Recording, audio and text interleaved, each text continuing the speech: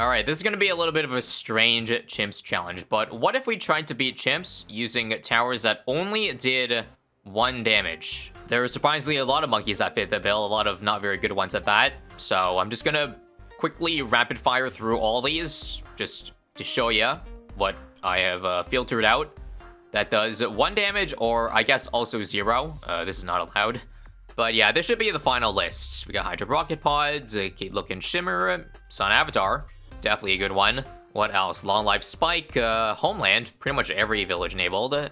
And that's the list. So first off, I should start off by saying this is not something I came up with. Rather, it was inspired by a Reddit post that I saw several months back where someone did this challenge. And yeah, they did it on In The Loop.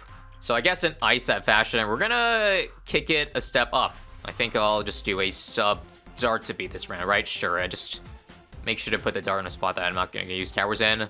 Now, the cabin and In The Loop I know are both considered as beginner maps, but not all beginner maps are made the same. This one is probably the hardest intermediate map, if I had to say, and the unofficial / official chimps tier list pretty much confirms that, with the cabin being a difficulty 5, pretty much on par with like a lot of the intermediate maps. Ninja Kiwi and their misleading difficulty ratings, am I right? Anyways, the strategy I'm thinking of going for right now is Sun Avatar. That seems to be the strongest one damage tower that there is in this set of towers. By the way, when I mean like 1 damage, I mean pretty much 1 damage at all times against any balloon. So any tower that does like maybe 1 damage at base, but +1 surround damage does not count. Let me just go again Airburst so I can guarantee I beat early game here. But yeah, Sun Avatar is one of those that just have 1 damage and no other benefits. On that same vein, towers that buff things to eventually do more than 1 damage are allowed. So for example, Alchemist, obviously, no AMD or Berserk Brew, even though the Alchemist itself, throwing potions, only does 1 damage. That would break the Spirit, as would in Brutalmit. Now, as for the hero Ben, some of you might be wondering, wait, if I drop him down, doesn't the biohack ability give monkeys more damage? Well, it does, but I can simply just not press the button. Yep, you can do that alright. I think for the camo next round, I'll just get a Submerge sub. And just submerge it for any camo rounds, I guess. Now, as for the Siphon Funding ability for Benjamin, the level 10 one, I personally will allow that because that doesn't actually increase the damage of Benjamin itself. I know it spawns balloons like a completely low earlier, which you might think, hey, that's not really 1 damage at a time, right? But under my rules, I will allow that. Plus, the cabin's a pretty tough map, so please, cut me some slack here. Now, for the LEDs here, I think I do have to get the Alchemist, right? That's cheapest LED popping. Just real quick, looking at everything. Yup, I hate to have to spend money on it, but alright then. I'll have to buy large pots. I don't think I can probably restart, but I don't think it's necessary. So, funnily enough, Siphon Funding is pretty much the only reason why Benjamin is viable in chimps, because he can just destroy round 98 if you downgrade all those UMGs to BFBs and those FBFBs to FMOB. Suddenly, you don't have any more problems. So, you also don't want to lose money with the Trojan. So, the strategy a lot of people go for when they use Benjamin in chimps, or when they ever have to, is drop him like round 94 or something. Actually, crap, I don't know the exact round timing. I'm just gonna guess. I should get it probably around late 80s to get level 10 in time. But if you get late enough, the money loss from Trojan should not really be a problem.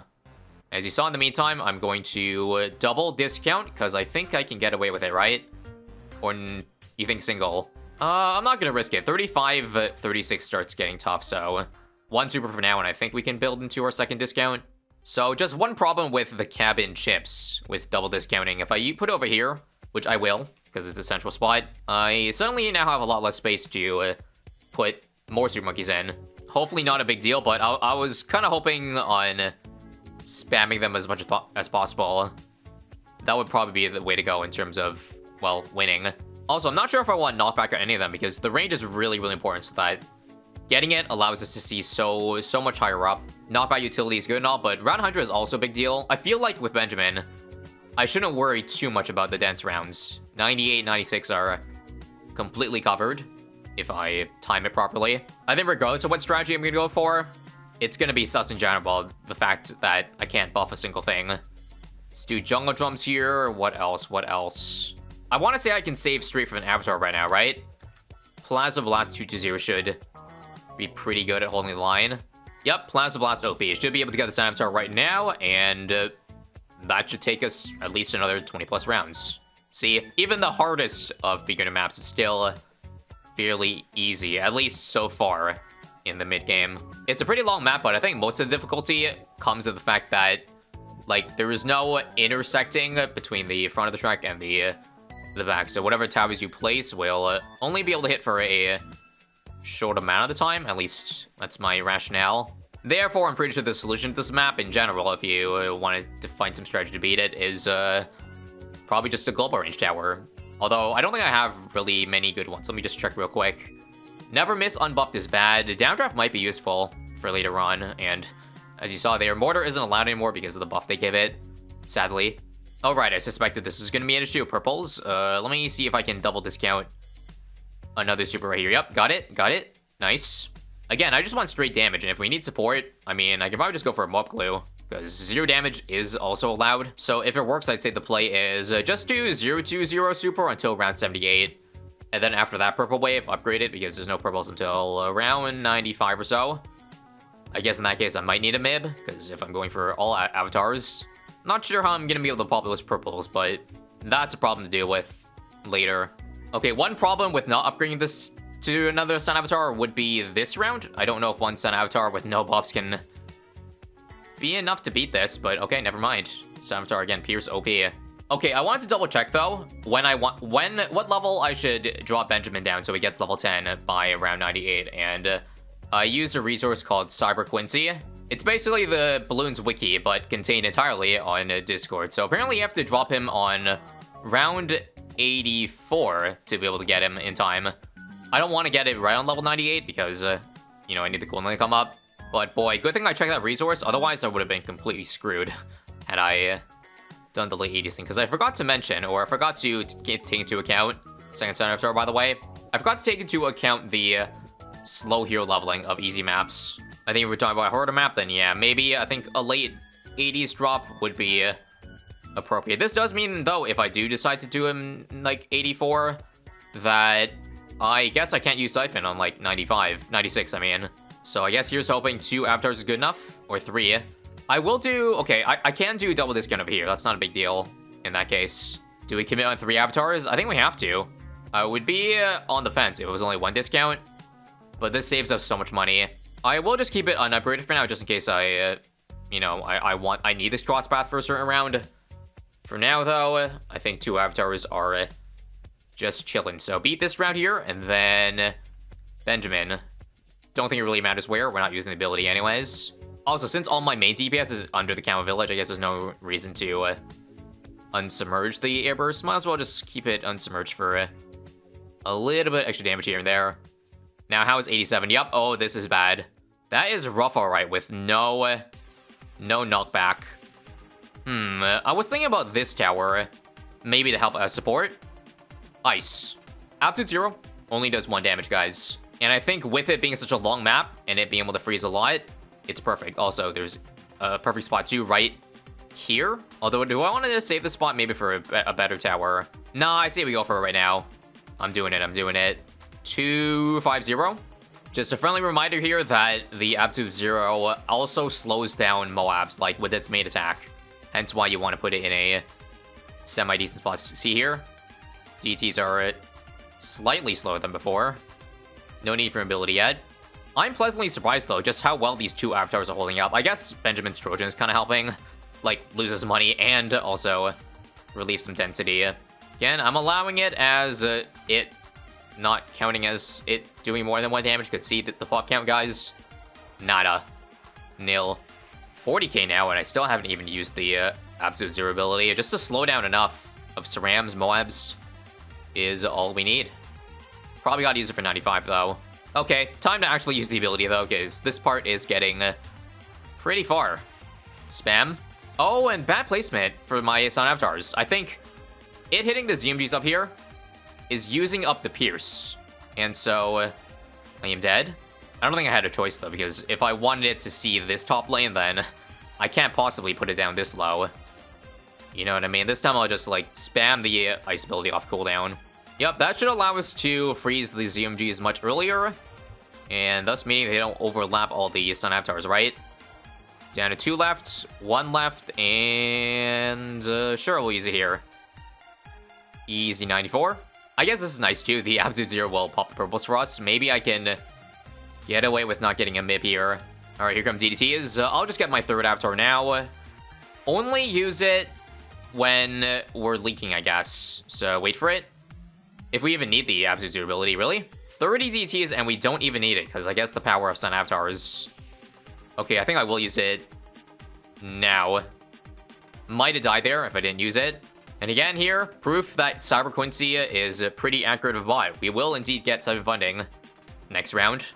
Here's 96, also easy. You know what? I might just try beating 98 without using Siphon, because I'm impressed by how well these 3 Sun Avatars are doing. I didn't think they'd be, like, this strong, because it's unbuffed. But I guess it's a pretty good map for them, considering they see, I'd say, 60% of the cabin.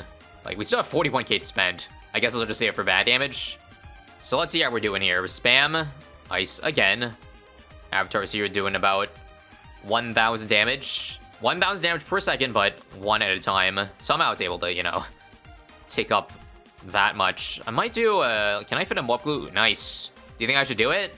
I think I might as well. I got 40k. I don't think I should die the bad with that much money on my hand, right? Just need a little bit more slowdown because, those EMGs are getting much further than it did on 96 when I won. You know what? Sure, Relentless Glue. Can't go wrong with that, and Glue Splatter.